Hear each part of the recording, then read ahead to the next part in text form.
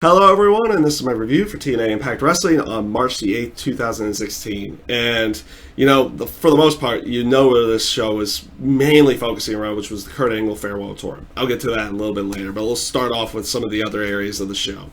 First of all, promo-wise. Honestly, I would say pretty decent promos that went along there. The whole aspect with Eli Drake and Grado, have that storyline continuing on.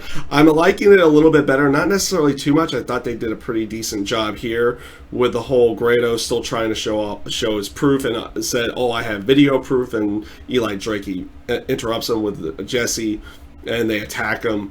Bringing out Muhammad Ali Shiro, who is apparently Grado's buddy now, and that's how they're bringing him back in there. He's Grado's buddy in this case. Again, nothing crazy to write home about. I like where they're going with it a little bit better now, better than the whole Odar the Great, that thing that they were trying to do earlier. I didn't really enjoy that all that much, but this I'm enjoying a little bit more, and that's probably going to lead, especially with the aspect of Grado taking Eli Drake's briefcase for the King of the Mountain title match, will lead this into some kind of further feud down the road, probably leading into something with next week that they have to fight over the briefcase or something like that, or he finally shows his proof of why he shouldn't be fired, and then they fight over the briefcase or something in that sense. That's where I think they're going with it, but obviously we'll see, because next week's show is actually live, and versus the more tape delayed, where it will be taped that day and then shown that night, instead of the long tapings that they have been doing. And the other promo that I liked throughout the night, or for the night, which was the Eli Drake and Drew Galloway promo. I thought this was a really good way of going with everything. With them, especially, you had a little bit of a teaser. It's like, oh, Eli Drake's going to come out there to call Dixie Carr. So you had Maria say something to Dixie backstage, and even to an aspect of continuing her storyline with Gail Kim as well, trying to get some kind of management role in the Knockouts division, and Dixie retorts her saying, no, you're pretty much going to have to get in the ring to be a leader of the Knockouts in this case. So you're going to see that continuation down the road here. The two aspects between Eli Drake and Drew Galloway here, I thought was really good as well. I like their interactions with each other, and honestly, I think Drew Galloway's character is better suited as a face character, a more intense face type character, I want to fight type character. It suits him better than what his Chosen One gimmick was back in WWE. I thoroughly enjoyed this a lot more than his Chosen One gimmick. I've always enjoyed his in-ring work, but his character-wise is a lot better as a face, at least in my own personal opinion. So that was pretty much promo-wise for the most part. Like I said, I'll get into the Kurt Angle stuff later. The matches-wise, you had the King of the Mountain title match, which was actually a King of the Mountain match, which they didn't even promote. And though, with the people that had put in there, you kind of assume why they didn't promote this style of match, with the whole aspect of it being Eric Young, Bram, Jimmy Havoc, and I forget the other two guys' names. They brought in three people that they had used throughout the UK tour, and they put them into this match. Okay, match, relatively short for the King of the Mountain title match, and a King of the Mountain match itself. I wish they would use this gimmick match in a better way. Even with it being part of the King of the Mountain title, kind of make it with more people that make it a little bit more prestigious of a match, and build it up. That's the one thing I don't necessarily like about them using gimmick matches, is that they do such a poor job in some cases of promoting them. In a sense, that sometimes they don't even give it a week of advance. It's like, oh, you now have a hardcore match, or now you have a no holds barred match, or now it's a Monsters Ball match in some cases. Like I said, it just doesn't. They don't do a decent job of promoting them, and that's something I wish they would do a little bit better. Not saying that this match was bad by any stretch of the imagination. It was okay. Nothing to really write home about, though. And again, you don't get people amped up for it in any way. The Gail Kim and Jade match. decent match. Not a bad match here between the two of them. I wish they would have a little bit more time to put together a better match. But again, not a bad match between the two of them here. And it seems like they're trying to push Jade away from the dollhouse because they haven't had her around the dollhouse since the lockdown match. So again, it's one of those things like, are they trying to push Jade away from that? Are they disbanding the dollhouse because now Awesome Kong's gone and Tara Terrell's gone and everything like that? We'll see where they're going with that. I'm kind of hoping they keep Jade as a heel character, and they even maybe do try to sneak in one more match between her and Gail and give it a little bit more extra promotion time before they have Gail and Maria have their match in some way, shape, or form. Kind of basically keeping this as a sub storyline versus the main knockout storyline at this point. So we'll see where they go with everything in there. Otherwise, not a bad match between the two of them. I found it enjoyable, and we'll see where they go from there, or if they even decide to go anywhere else from there. The tag team title match. This was an excellent match, and it's so unfortunate that Davey Richards injures himself in this match as well. It really is, because the Wolves work so good as a tag team, but yet they seem to be split up so much because of injuries. In this case, it is very unfortunate because you don't want to see these guys actually get hurt. Davey Richards tore his knee. You actually see the spot where he does it too. He tore his ACL, and his knee is going to be out most of the year now. You see the spot where it happens.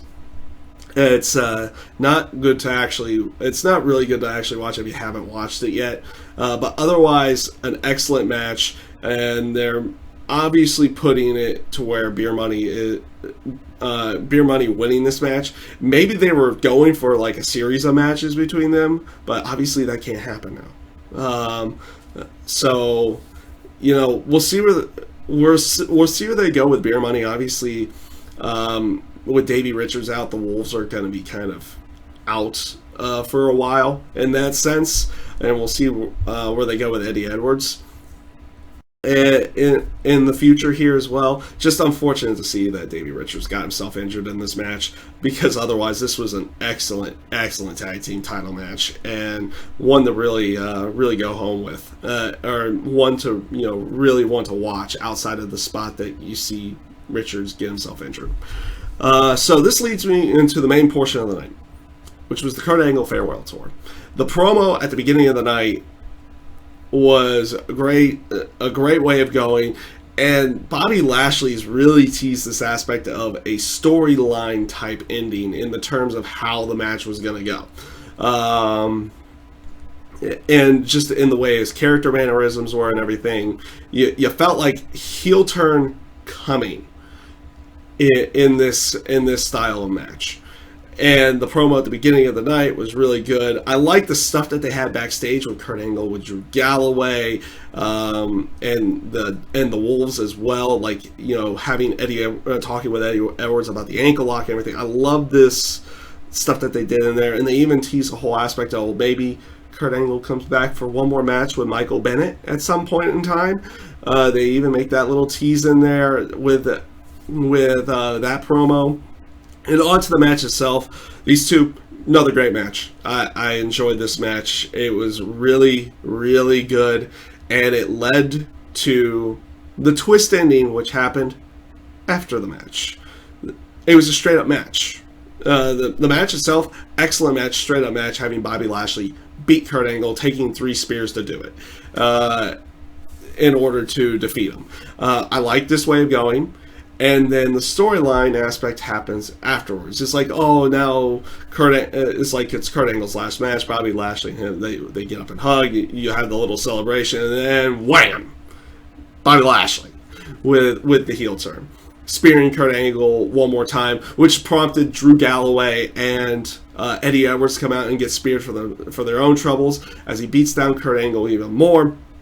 EC3 comes out, and they've been promoting throughout the show that, hey, next week he has another title match. And he even had another promo from Matt Hardy. Excellent heel promo, by the way, from Matt Hardy. Like on this little throne, and everything like that. I loved what they're doing with Matt Hardy as a heel here right now with TNA and the world and being the world champion. I love what they're doing with it. I find them enjoyable this way, and it looks like they're preluding EC3's next feud, because obviously you're not really going to have Eddie Edwards going. You might have him go up in a match with Bobby Lashley, but you're not going to have a feud with Bobby Lashley right now. And Drew Galloway's over here with Michael Bennett. It looks like they're preluding EC3's next his next sorry, I'm stumbling over the words here. His next feud. I don't know why I stumbled over a feud for a word, but I did. Whatever. But it looks like they're preluding to that. Maybe he does something that costs EC3 the title, or maybe it'll be for the title. Who knows where they're going with it? That's what next week's live show is going to be for, in that case. I kind of like this because obviously you need EC3, because this next match with Matt Hardy is more likely going to be the last one with him, because they're probably going to be going Matt and Jeff here, and I'm assuming that it's going to be for the title in this case. But again, you never know. They might want to put the title back on EC3. Again, who knows where they're going to go with that. But again, I like the ending here. Having Bobby Lashley turn heel here, you need a few more heel characters, especially if you're gonna have EC3 going into a semi-fresher feud. He's feuded with Bobby Lashley in the past, but something we haven't seen in a while from the two of them. So we'll see where they go with everything here.